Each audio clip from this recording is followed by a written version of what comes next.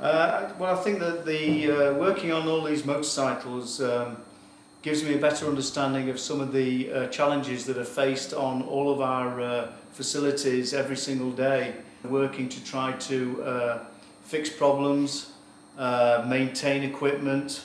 We're trying to make things more reliable so they last longer.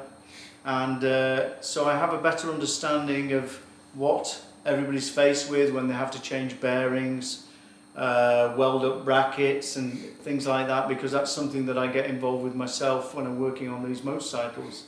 So I will strip these engines all the way down to what they call a sludge trap in the crankshaft, and I will build them up from there. Same as anybody else, you know, you've got tolerances on these bearings, so I'll measure them and make sure everything's correct. It's been an interesting passion, and it's helped me throughout my working life to better understand the problems that are involved.